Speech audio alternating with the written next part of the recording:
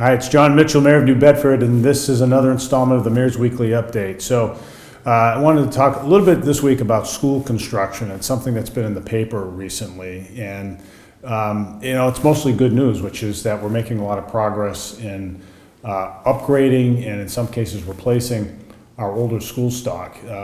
It was just a few years ago, and it actually still may be the case, I'm not sure, that New Bedford has had the oldest stock of elementary schools in the state. And so in the last few years, we've gone about, as necessary, renovating those schools that still have a lot of life to go but needed upgrades, and replacing those schools that needed to be replaced. So we built things like the Jacob School, the brand new Jacob School, and the Taylor School in the South End on the peninsula.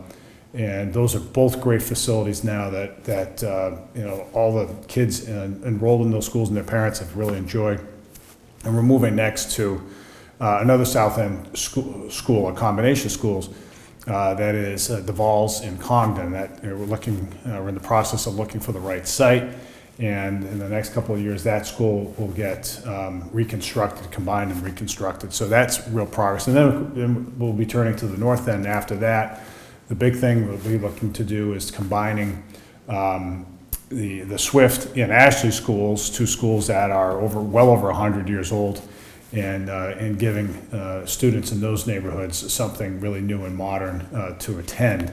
But in the meantime, we've done a number of major projects at the schools that will be around for a while. That's windows and door and other replacements at places like Hayden McFadden, the Gomes School, Pulaski and Kearney Academy. You saw that a couple of years ago where we really rebuilt those schools in a way that made them look brand new. And they look great. And the investments that we're making now are, what's different now is that we're making investments according to a plan and not just sort of getting around to rebuilding things when they start falling apart. That's a recipe for disaster in the long run.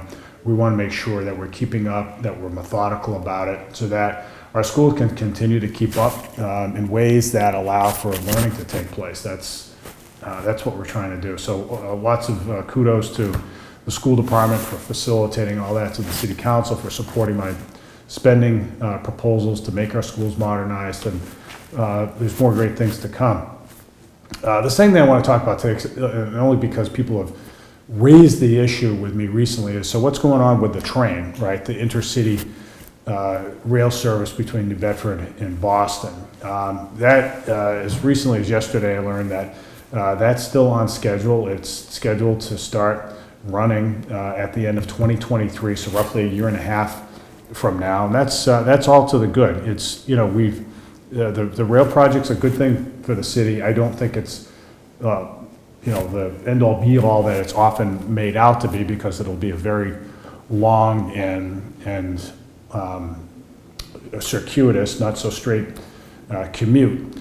But for people who want to take the train from New Bedford to Boston, I think it'll work fine, and you'll start to see a lot more construction in the city in the months ahead. And so we continue to support it. We want to make sure that everything around it looks just so, that it's a real addition to the heart of the city, and there'll also be a station up in the North End off of Church Street as well, so that'll help in that neighborhood as well. So a lot going on there, but it's still on track, pardon the pun, to begin at the end of 2023. The last thing I'll just say is the Half Marathon is back.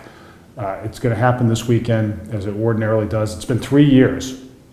That was one of the first things that I had to cancel in the pandemic, and it just feels 2 years ago, and just feels like a long time ago now, but as another sign of normalcy here in the city. The race will be back, and I just encourage everybody to support the runners, to cheer them on. And you're running in that race, it's always good to hear from people on the sidelines.